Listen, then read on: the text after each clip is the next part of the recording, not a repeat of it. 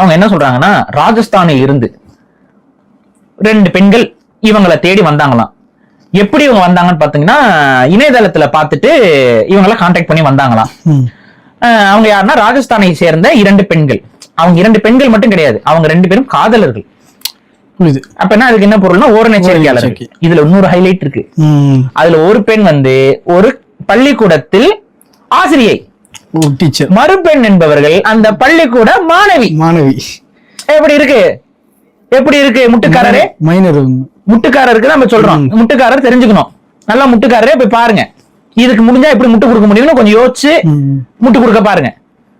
ஒரு பள்ளி ஆசிரியை ஒரு பள்ளி மாணவியை காதலிக்கிறார்கள். அடைக்கலம் தேடி இந்த இரவி நிறுவனர்களிடம் அடைக்கலம் வந்திருக்கிறார்கள். அவர்களுக்கு இவர் அடைக்கலமும் கொடுத்திருக்கிறார்.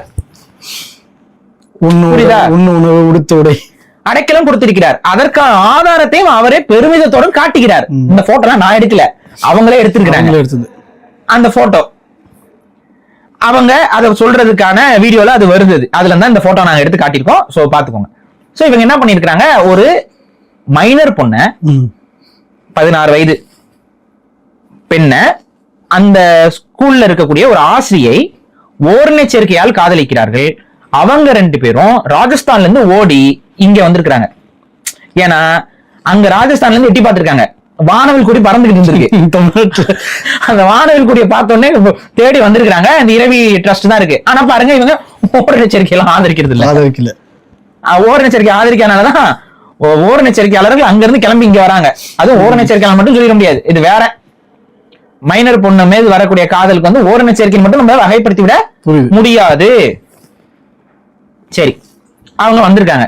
வந்தா என்ன பண்ணணும், நீ மைனரு, நீ மேஜரு, நீ எப்படி எங்க கிட்ட வரலாம், கெட் அவுட் அப்படின்னு சொல்லிருக்கணும். ஆனா அதை விட்டுவிட்டு அவங்களுக்கு ஆதரவு கொடுக்கறதுக்கு கூட உட்கார வச்சு இது பண்ணி அவங்கள பாதுகாக்கிறதுக்கு இவங்க முயற்சி பண்ணிட்டு இருந்தாங்களாம். இந்த நேரத்தில் காவல்துறை வந்துருச்சான். காவல்துறை வந்துருச்சான், துப்பாக்கி வரலாம் வந்திருக்காங்க. தமிழக காவல்துறைக்கு ஒரு ராயல் சல்யூட். இந்த விஷயத்துல ஒரு ராயல் சல்யூட் வந்திருக்காங்களா. வந்து இவங்களை வந்து அந்த பெண்களை வந்து கூட்டிட்டு போயிருக்காங்க. அதுல அந்த மைனர் பொண்ண அவங்க வீட்டுல ஒப்படைச்சிடறாங்க. அது நியாயம், அது இவங்களும் ஒத்துக்கிறாங்க. ஆமா, ஒரு மைனர் பொண்ணு அவங்க வீட்டுல தான் ஒப்படைக்கணும். ஆனா இந்த மேஜர் பொண்ணு இருக்கு பாத்தீங்களா, அவங்க மேல போக்சோ போட்டாங்க. என்ன வழக்குல பதிவு கைது பண்ணணும் சொல்லுங்க? போக்சோ குற்றத்துக்கு எந்த வழக்குல கைது பண்ணணும்? ஒரு